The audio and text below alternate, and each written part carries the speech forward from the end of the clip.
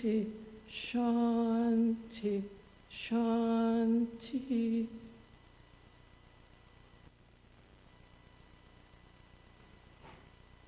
The title of today's talk is Walking with Swami Vivekananda. At first I was going to call it Following Swami Vivekananda, but then I thought, well, no, that sounds too Christian. No, that isn't right either.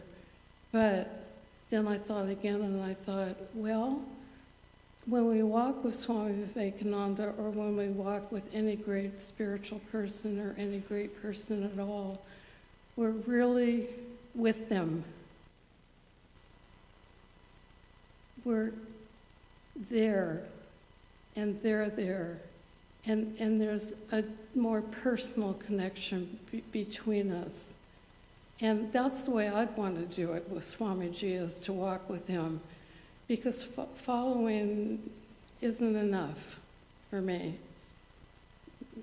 You all may feel differently, but I feel that I want to walk with Swami Vivekananda, so that's what we're going to do today. But first, let me express my gratitude to all the great spiritual teachers, past and present and future, for making this talk possible, because I couldn't have done it by myself.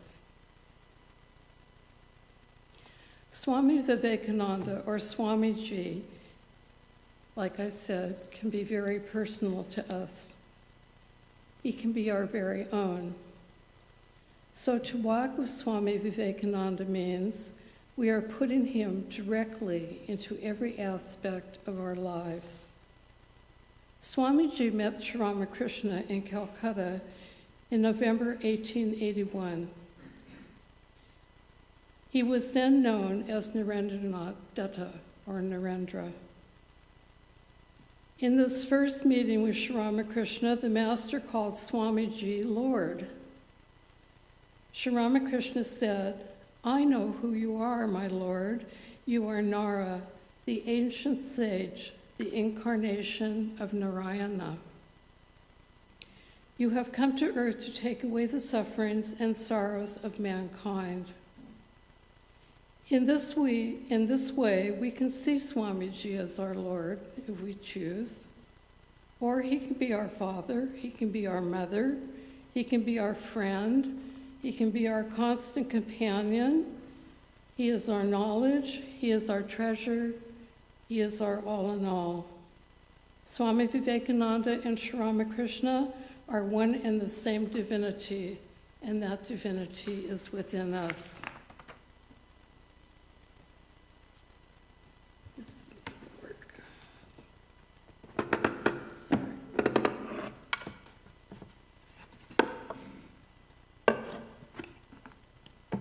Oh, that's good. Okay. As we choose to walk with Swami Vivekananda, we begin more and more to manifest our own inner divinity in and through our day-to-day lives. With the help of Swamiji's life and teachings, we can and will do this. Swamiji takes us gently but firmly by the hand and leads us from one stage to another in our spiritual journey. From one truth to another, from lower truth to higher truth. He guides us through all stages necessary to reach the absolute, the oneness of all existence, which is the bedrock of his life and teachings.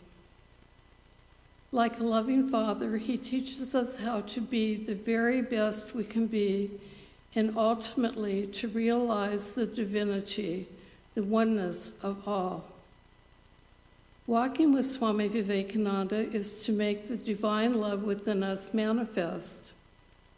Walking with Swamiji makes us strong, a strength that builds character and steadfastness in all our thoughts, words, and actions.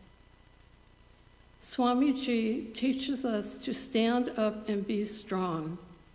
He says, Take the whole responsibility on your own shoulders and know that you are the creator of your own destiny.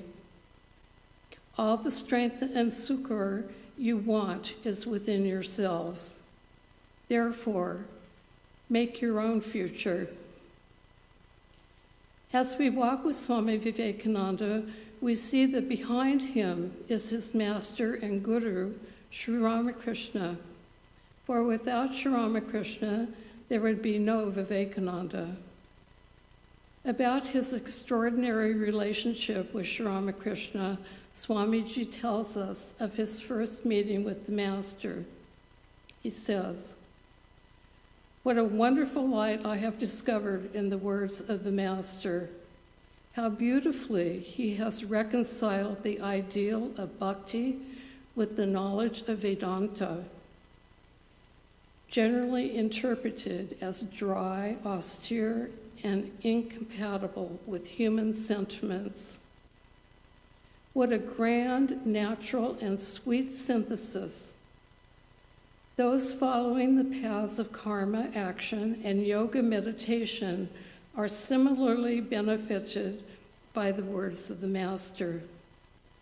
The embodied being cannot remain ever for a minute without activity. All this activity should be directed to the service of man, the manifestation of God upon earth, and this will accelerate a person's progress toward the spiritual goal. If it be the will of God, I shall one day proclaim this noble truth before the world at large. I shall make it the common property of all, the wise and the foolish."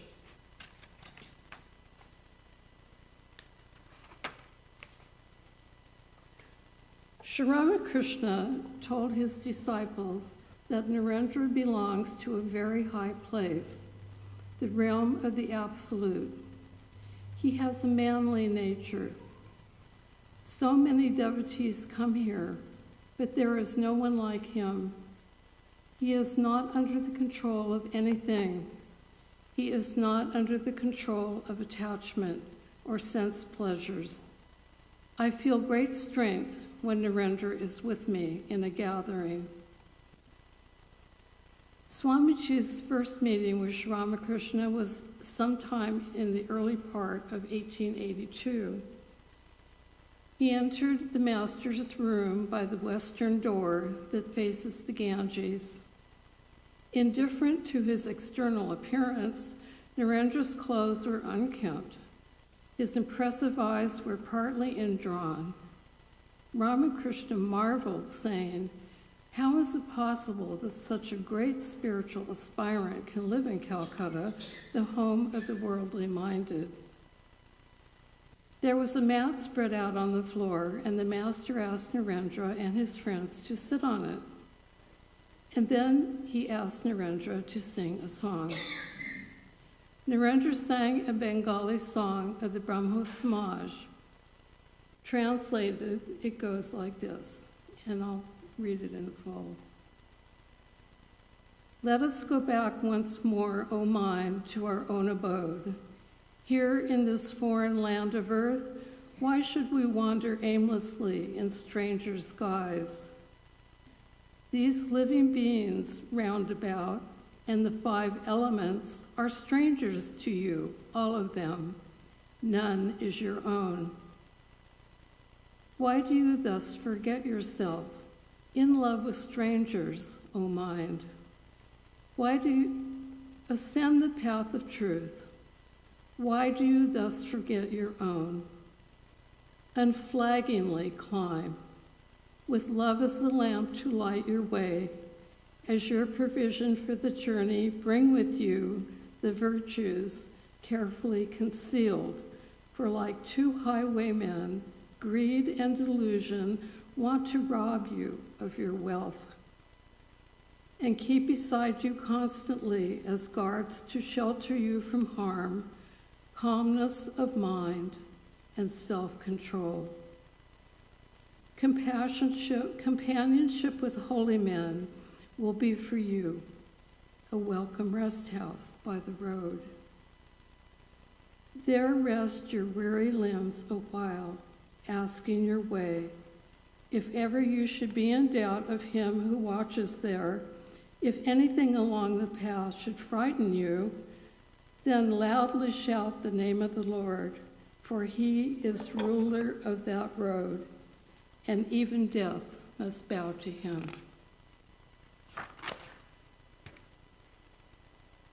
Hearing Narendra sing this song, Sri Ramakrishna went into an ecstatic state. When the singing was over, he came down to normal consciousness and took Narendra to the northern veranda, closing the door. With tearful eyes, the master said, "You've come so late. Was that proper? Couldn't you have guessed how I've been waiting for you? My ears are nearly burned off listening to the talk of these worldly people. I thought I should burst, not having anyone to tell how I really feel." Returning to the master's room, Narendra's mind was agitated by the strange words and conduct of Sri Ramakrishna. However, he asked the master what he had been asking many spiritual teachers in the area and who could not answer him. He asked the master, "Sir, have you seen God?" Without a moment's hesitation, Ramakrishna replied, "Yes, I have seen God. I see him as I see you here, only more clearly. God can be seen. One can talk to him. But who cares for God? People shed torrents of tears for their wives, children, wealth, and property, but who weeps for the vision of God? If one cries sincerely for God, one can surely see him." Later, Narendra said, "That impressed me at once. For the first time, I found a man who dared to say that he had seen God, that religion was really to be felt, to be sensed in an infinitely more intense way than we can sense the world." Narendra felt that Ramakrishna's words were uttered from the depths of his inner experience. Still, he could not comprehend the master's words and conduct. Bewildered, he bowed down to the master and returned to Calcutta. A month later, Narendra returned to Dakshineshwar and found the master alone in his room. Sri Ramakrishna was glad to see Narendra and asked him to sit on the corner of his cot. After a few minutes, the master drew near to him and, again in an ecstatic mood, muttered some words, fixed his eyes on him, and placed his right foot on Narendra's body.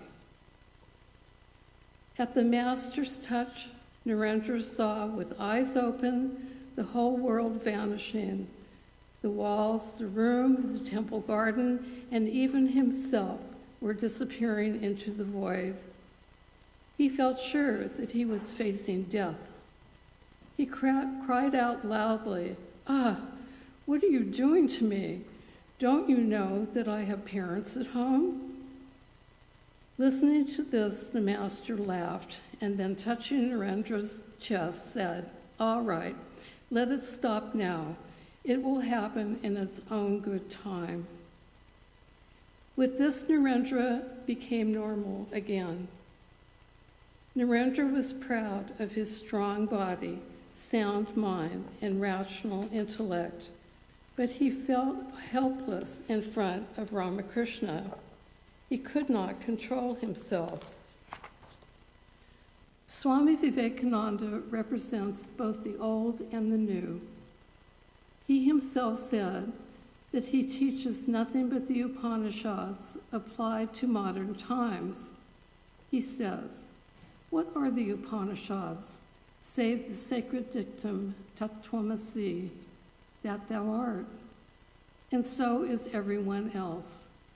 This is the ultimate realization for all students of Vedanta." In walking with Swami Vivekananda, he shows us that we can realize this divinity within all in this very life and in all our activities. Right here and now, as we are, in whatever role of life we play, we can accomplish this masterly feat. Swamiji teaches that the spiritual and the secular are not different, but have the common ground of divinity. So walking with Swami Vivekananda means walking with divinity. During his third visit to Dakshineshwar to visit Sri Ramakrishna, Swamiji tried his utmost to be on guard. The master went for a walk with Narendra to Jadu Malik's garden house, where they both sat down in the parlor. Then the master went into an ecstatic mood and touched Narendra, who lost outer consciousness. In that state, the master asked Narendra questions about his past, his mission in the world, the duration of his present life, and so on. The answers only confirmed what he had seen about Narendra in a vision he had experienced many years before.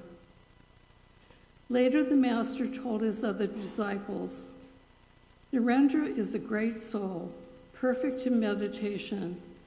The day he recognizes his true self, he will give up his body by an act of will through yoga. After their third meeting, Narendra felt the master's superhuman spiritual power, but he was still somewhat skeptical. His skepticism made him one of the most reliable of all witnesses of Ramakrishna's greatness. Later, when he was Swami Vivekananda, he said to a Western disciple, "Let none regret that they were difficult to convince. I fought my master for 6 long years, with the result that I know every inch of the way." Narendra was embarrassed when Ramakrishna would praise him in front of people. He would tell the master not to do it, but Sri Ramakrishna would say, "I cannot help it. Do you think these are my words? The Divine Mother showed me certain things about you, which I repeated, and she reveals me nothing but the truth." Narendra objected by saying, "How do you know it was Mother who told you? All this may be a fiction in your own brain. Science and philosophy prove that our senses often deceive us, especially when there is a desire in our minds to believe something. You are fond of me, and you wish to see me great. That may be why you have these visions." The master was perplexed. He appealed to the Divine Mother for guidance and was told, "Why do you care what he says? In a short time, he will accept every word of yours as true." Toward the end of his life, Ramakrishna was taken to Kasipur. Holy Mother cooked for him, and Narendra and the other young disciples took charge of nursing him. One day, the master distributed ochre monastic robes to Narendra and some of his young disciples, and thus formed his own monastic order. He later told Narendra, "I leave them all to your care. See that they practice spiritual disciplines even after my passing away, and that they do not return home." Another day, the master wrote on a piece of paper, "Narendra will teach people."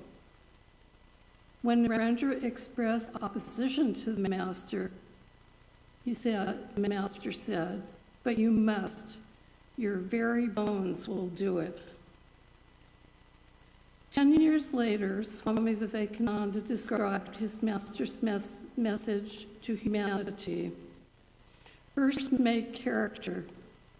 That is the highest duty you can perform. Know truth for yourself, and there will be many to whom you can teach it afterwards. they will come. This was the attitude of my master. He criticized no one. For years I lived with that man, but never did I hear those lips utter one word of condemnation for any person or sect. I learned from my master that the religions of the world are not contradictory or antagonistic. They are but various phases of one eternal religion. When Narendra realized that the master would not live long, he intensified his own spiritual practices. One day he entreated Ramakrishna for the experience of Nirvikalpa Samadhi, the highest realization of Advaita Vedanta. But the master reprimanded him, "Shame on you, you are asking for such an insignificant thing. I thought that you would be like a big banyan tree and that thousands of people would rest in your shade. But now I see that you are seeking your own liberation." He said further, "There is a state higher than that. After all, it is you who sing, 'O Lord, thou art all that exists.'" The master wanted his disciples to see God in all beings and to serve them in a spirit of worship. This, then, was to become the core of Swami Vivekananda's philosophy and work. Ultimately, Sri Ramakrishna passed all his power to Narendra, the future Swami Vivekananda. Swamiji is more than the boy Narendra, more than his life and teachings, more than a sage or a saint. He is all these combined and much, much more. He came to this earth with a mission. He said, "My ideal can be put in a few words, and that is to preach unto mankind their divinity and how to make it manifest in every moment of life." This manifestation of divinity is not a self-centered activity. It is Shiva Jnana Jiva Seva, seeing God in all people and serving them as God. Swamiji's message is universal. It is for the whole world. Swamiji said, "After so much austerity, I have understood this is the real truth. God is present in every jiva and every person. There is no other God besides that. Who serves jiva serves God indeed." Swami Vivekananda's message is immensely relevant to the present-day world. We need not go far to see his message of harmony is sorely needed now, and that a return to the center, to the oneness of all being, is the way to achieve this harmony. In brief, Swamiji's message was what he called man-making, and his purpose was to spread this ideal widely. Swamiji's whole endeavor in life was to work out the mission of his master, Sri Ramakrishna. In his own words, he said, "I shall inspire men and women everywhere until the world shall know that it is one with God." One Swami of the order puts it this way: Swamiji was full that he had a world mission. During his itinerant days in India, one day one of his first disciples, Swami Sadananda, found Swami Vivekananda introspective and withdrawn. He thought that Swamiji was worried about something. So Swami Sadananda asked him, "Swamiji, you seem to be worried about something. Can I know what it is?" Swami Vivekananda replied, "Sri Ramakrishna, my guru, has given me a mission, and that was to awaken India to its great spiritual heritage, spiritual glory, and to make it a spiritual guru of the world. I have not found a way to do this." We all know that he, as an itinerant monk, traveled all over India and came to Kanyakumari, where he sat in meditation for 3 days. In the course of the meditation, the way to fulfilling his global mission was revealed to him. 3 words which unlock the treasure trove of Swami Vivekananda's message are divinity, service, harmony. Into these commonplace words, Swamiji breathed the spirit of the sages of the Upanishads and the life of Sri Ramakrishna, and he charged his words with the power of his own life. He transformed 3 universal concepts loaded with his divine power. First, religion is the manifestation of the divinity of the soul of each person and can be achieved in everyday life. Second, service to man is service to God. And third, harmony of religions is based on the principle of unity in diversity. Swamiji was immensely practical, and he brought the spirit of practicality into his life and teachings. There's a group called Behind Every Temple, which they have compiled a list of Swami Vivekananda's 15 laws of life. You can find it on the internet, just like I did. 1. I added some of my own quotes here and there. 1. Love is the law of life. All love is expansion, all selfishness is contraction. Love, therefore, is the only law of life. He who loves lives. He who is selfish is dying. Therefore, love for love's sake, because it is the law of life. Just as you breathe to live. It is love and love alone that I preach, and I base my teaching on the great Vedantic truth of the sameness and omnipresence of the soul of the universe. 2. It's your outlook that matters. It is our own mental attitude which makes the world what it is for us. Our thoughts make things beautiful, our thoughts make things ugly. The whole world is in our minds. Learn to see things in the proper light. Faith, faith, faith in ourselves, and faith in God. This is the secret of greatness. 3. Life is beautiful. First, believe in this world, that there is meaning behind everything. The world is neither good nor bad nor indifferent. God, the oneness of all beings, is the only reality.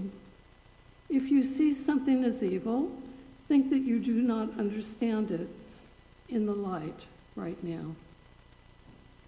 Throw the burden on yourselves. Say, no one but me to blame. 4. It is the way you feel. Feel like a Christ and you will be a Christ. Feel like a Buddha and you will be a Buddha. It is feeling that is life and strength, the vitality, without which no amount of intellectual activity can reach God. Throughout the history of mankind, if any motive power has been more potent than another in the lives of all great men and women, it is that of faith in themselves. Born of the consciousness that they are to be great, they will become great. 5. Set yourselves free. The moment I have realized God sitting in the temple of every human being, of every human heart, the moment I stand in reverence before every human being and see God in him or her, that moment I am free from bondage. Everything that binds vanishes and I am free. 6. Don't play the blame game. Condemn no one. If you can stretch out a helping hand, do so. If you cannot, fold your hands and bless your brothers and sisters and let them go their own way. This is the first lesson to learn. Be determined not to curse anything outside, not to lay the blame upon anyone outside. Be a man or a woman. Stand up, lay the blame on yourself. You will find that is always true. Get hold of yourself. 7, help others. Do not stand on a high pedestal and take 5 cents from your hand and say, "Here, my poor man." But be grateful that the poor man is there, so that by making a gift to him, you are able to help yourself. It is not the receiver that is blessed, but the giver. Be thankful that you are allowed to exercise your power of benevolence and mercy in the world, and thus become pure and perfect. 8, uphold your ideals. Our duty is to encourage everyone in his struggle to live up to his own highest ideal, and strive at the same time to make the ideal as near as possible to the truth. The history of the world is the history of a few men and women who had faith in themselves. That faith calls out the divinity within. You can do anything. 9, listen to your soul. We have to grow from inside out. None can teach us. None can make us spiritual. There is no other teacher but your own soul. One's destiny is in one's own hands. The Guru only makes this much understood. You should know that if there be no substance within, no amount of outside help will avail anything. Yet there comes a time for everyone to realize the self. 10, be yourself. The greatest religion is to be true to your own nature. Have faith in yourselves. We're hearing this a lot, aren't we? We can see that all great differences between man and man is owing to the existence and non-existence of faith in oneself. Faith in ourselves will do everything. I have experienced in my own life, and am still doing so, that as I grow older, that faith is becoming stronger and stronger. 11, nothing is impossible. Never think that there is anything impossible for the soul. It is the greatest heresy to think so. If there is sin, that is the only sin, to say that you are weak or that others are weak. Believe therefore in yourselves, and if you want material wealth, work it out. It will come to you. If you want to be intellectual, work it out on the intellectual plane. And intellectual giants you shall become. And if you want to attain freedom, work it out on the spiritual plane, and free you shall be. 12, you have the power. All the powers of the universe are already ours. It is we who have put our hands before our eyes and cry that it is dark. Know that there is no darkness around us. Take the hands away, and there is the light, which was there from the beginning. Darkness never existed. Weakness never existed. We are fools who cry that we are weak, that we are impure. 13, learn every day. The goal of mankind is knowledge. This knowledge is inherent in man. No knowledge comes from outside. It is all inside. When we say we know, we should, in strict psychological languages, be saying we discover or unveil. What we learn is really what we discover by taking the cover off our own soul, which is the mine of infinite knowledge. 14, be truthful. Everything can be sacrificed for truth, but truth cannot be sacrificed for anything. 15, think oneness. All differences in this world are not of kind, but of degree, because oneness is the secret of everything. There are many reminiscences of those who have actually known and lived with Swami Vivekananda during his lifetime. Here are some of the reminiscences that have inspired me to go more deeply into Swamiji's life and teachings. I will begin with some reminiscences of the direct disciples of Sri Ramakrishna. Swami Shivananda Mahapurush Maharaj. He recalls his time with Swami Vivekananda. He says, "There is no doubt that the more one studies the life of the world-famous Swami Vivekananda, the more will grow one's faith and devotion, and the more one will progress along the spiritual path." When Swamiji was in Sri Ramakrishna's presence, I was struck to see the great love the Master had for him. As I had the opportunity to mix with Swamiji and talk with him, the more did I realize his greatness. By the Master's grace, I was able to renounce the world, and Swamiji too gradually cut off all worldly ties.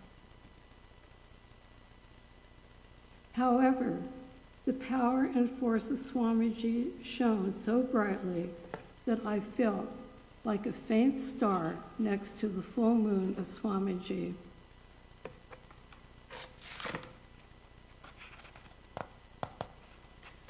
I'm running out of time. Okay. Swami Triyananda.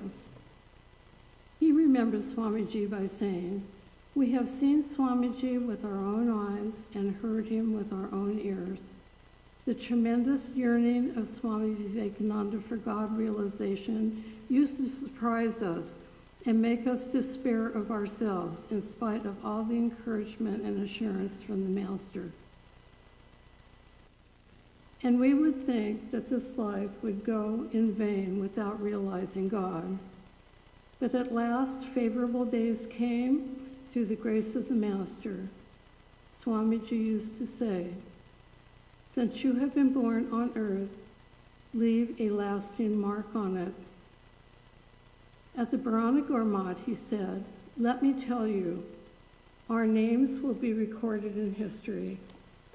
Swami Yogananda ridiculed him, but Swamiji replied, 'Well, well, you will see. I can convince everyone of the truths of Vedanta. If you will not listen to me, I shall go to the pariah villages and teach Vedanta to the villagers.' Whatever Swamiji said, whenever Swamiji said I, he identified it with the all-comprehensive I. He would never identify himself with any adjunct of the self. He would identify himself with Brahman and go beyond body, mind, and intellect. This was his central and normal mood, and in that he used to pass the greatest part of his time." There are many wonderful reminiscences given by Swami's disciples and admirers, of which I will give a few here. Josephine MacLeod. On the 29th of January, 1895, I went with my sister to 54 West 33rd Street, New York, and heard Swami Vivekananda in his sitting room, where we were all assembled, 15 or 20 ladies and 2 or 3 gentlemen. The room was crowded. All the armchairs were taken, so I sat on the floor in the front row. Swamiji stood in the corner. He said something, the particular words of which I do not remember, but instantly to me that was truth. And the second sentence he spoke was truth. And the third sentence was truth. And I listened to him for 7 years, and whatever he uttered was the truth.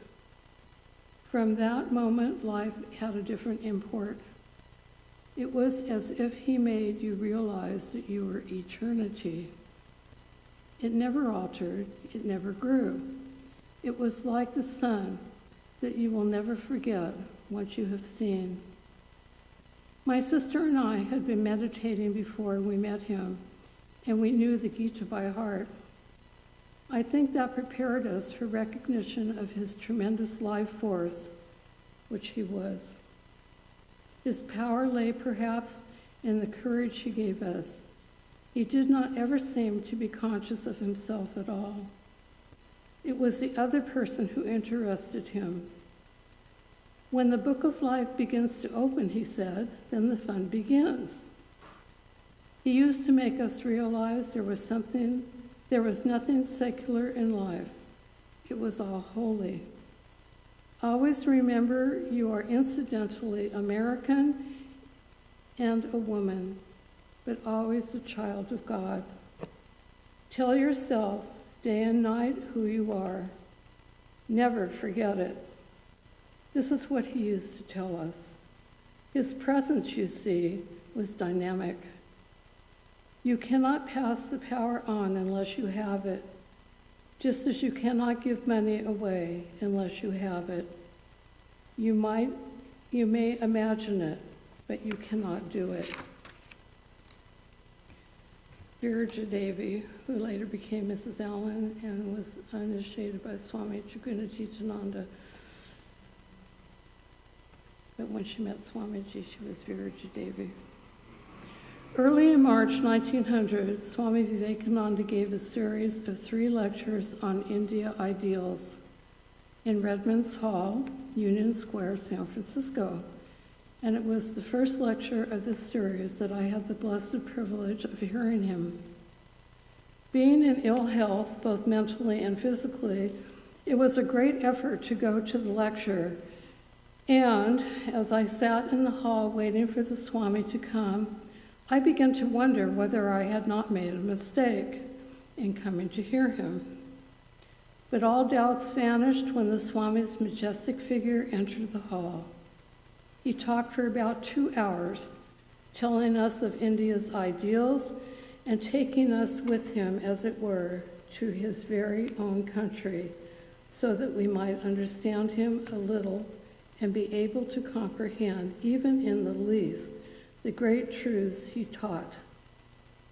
After the lecture, I was introduced to the Swami, but feeling overawed by his wonderful presence, I did not speak, but sat down at a distance and watched him.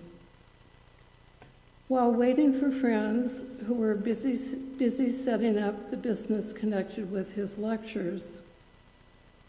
After the second lecture, I was again waiting, sitting at a distance, watching the Swami.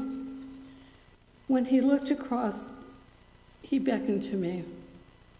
He says, "Come here." I went and stood before him. As he sat in a chair, he said, "Madam, if you want to see me privately, you come to the flat on Turk Street. No charge there, none of this botheration about money." I told him I should like that very much. I would like to see him. He said, "Come tomorrow morning." And I thanked him. Much of the night was spent thinking of all the questions I should ask him, as many questions had been troubling me for months, and no one to whom I had gone was able to help me. On arriving at the flat next morning, I was told that Swami was going out, so he could not see me. I said I knew he would see me because he had told me I might come. So I was allowed to go up the stairs and into the front sitting room. In a little while, the Swami came into the room, dressed in his long overcoat and little round hat, chanting softly. He sat on a chair on the opposite side of the room and continued chanting softly in his incomparable way. Presently he said, "Well, madam." I could not speak, but began to weep, and kept on weeping as though the floodgates had been opened. The Swami continued chanting for a while and then said, "Come tomorrow about the same time." Thus ended my first interview with the Blessed Swami Vivekananda, and as I went from his presence, my problems were solved and my questions were answered, though he had not asked me anything. It is now over 24 years since that interview with the Swami, yet it stands out in memory as the greatest blessing of my life. And I'll end with Sister Nivedita. Sister Nivedita recalls an unforgettable lecture on Swamiji's. I went early and took the seat at the left of the second row, always my place in London, though I never thought of it at the time. Then as we sat and waited for him to come in, a great trembling came over me, for I realized that this was, simple as it seemed, one of the test moments of my life. And then he came. His very entrance, his silence, as he stood and waited to begin, were like some great hymn, a whole worship in themselves. At last he spoke. His face broke into fun, and he asked what was to be his subject. Someone suggested the Vedanta philosophy, and he began. The wonderful voice went on, and for me, I had found the infinitely deep things that life holds for us. To sit there and listen was all that I had ever been wanting to do. Yet there was no struggle of intellectual unrest now, no tremor of novelty. This man who stood there held my life in the hollow of his hand, and he once in a while looked my way. I read in his glance what I too felt in my heart, complete faith and abiding comprehension of purpose, better than any feeling. So, I have given what I feel are some ways to walk with Swami Vivekananda.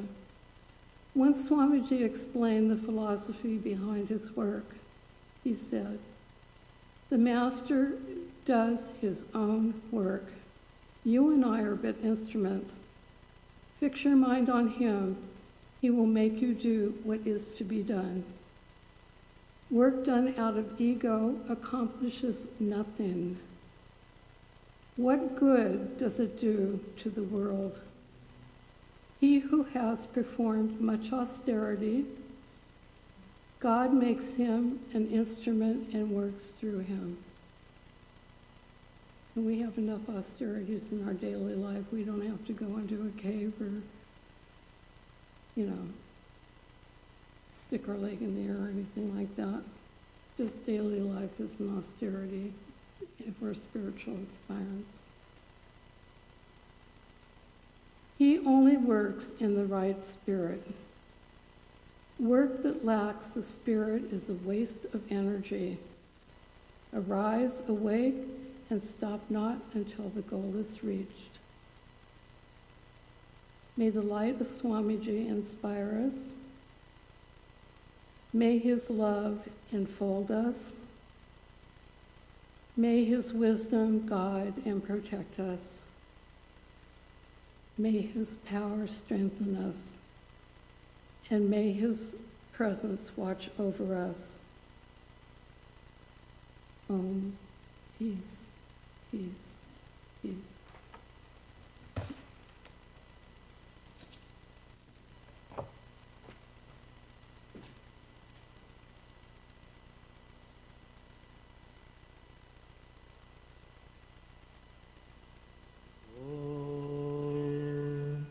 स्वस्ति प्रजाभ्यः परिपालयन्ताम् न्यायेन मार्गेण महिं महिषाः गोब्राह्मणेभ्यः शुभमस्तु नित्यम् लोकाः समस्ताः सुखिनो भवन्तु काले वर्षतु पर्जन्यः पृथिवी सस्यशालिनी देशोऽयं क्षोभरहितः ब्राह्मणाः सन्तु निर्भयाः ॐ सर्वे भवन्तु सुखिनः सर्वे सन्तु निरामयाः सर्वे भद्राणि पश्यन्तु मा कश्चित् दुःखभाग् भवेत् ॐ शन्नो मित्रः शं वरुणः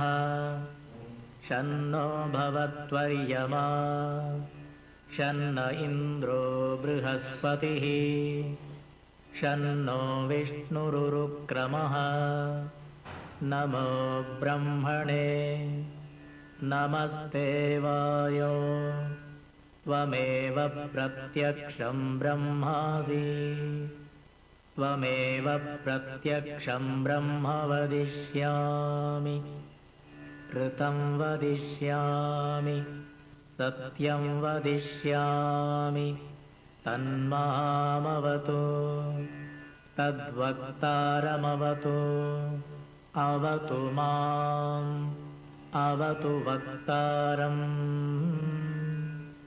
ॐ शान्ति शान्ति शान्तिः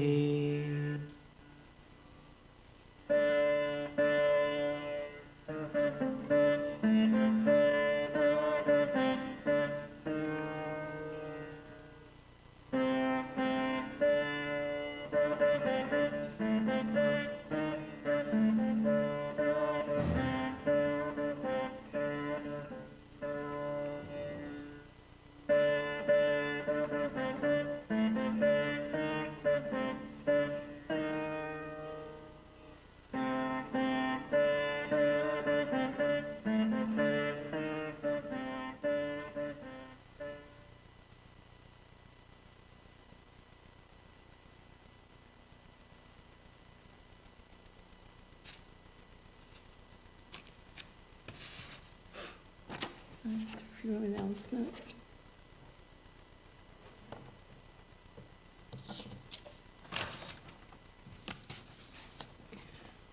This has been the last lecture of the season, and we will be on summer recess beginning tomorrow, Monday, June 29th, through Saturday, September 12th. Lectures will resume on Sunday, September 13th. In the interim, we will continue to have our Wednesday evening Vesper service at the temple at 7:30. There will also be 2 special programs to which you are invited. On Saturday, August 1st at 10 a.m. in this auditorium, we will celebrate Guru Purnima, the day devoted to honoring the spiritual teacher. The program will include a worship by Swami Aparananda, meditation, and a talk by Swami Tattvayananda on the Guru ideal as a formative force in human evolution. Devotional music, flower offerings by devotees, and a prasad luncheon. Child care will be provided. You are also invited to attend the Labor Day retreat from Saturday, September 5th through Monday, September 7th at the Vedanta retreat in Olima, Marin County. The topic will be From Bondage to Blessedness, the Spiritual Journey in the Gospel of Sri Ramakrishna. More information will be on the website, in the September bulletin, as well as in an email announcement. During the summer, the temple will continue to be open from 8 a.m. to 7 p.m. for those who wish to meditate. Please note that the temple is closed on Tuesdays. The bookshop will be opened as usual on Saturdays and Sundays from 1 to 4 p.m., except from August 17th through September 12th, when it will be closed. Bookshop orders can continue to be placed online, except as mentioned, when the bookshop will be closed. As usual, after the lecture, there will be a question and answer session in Vivekananda Hall. All are welcome. We wish you all a healthy and happy summer recess, and we look forward to seeing you at our special programs.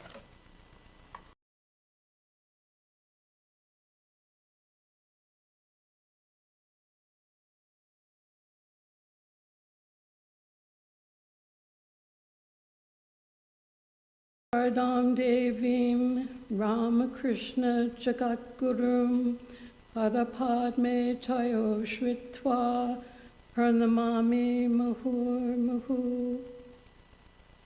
O Mother Sarda, Goddess Divine, and Ramakrishna, the teacher of all, taking shelter at your feet, I salute you both again and again. Om Shanti, Shanti, Shanti. Om Peace, Peace, Peace. Shri Ramakrishna Arpanamastu.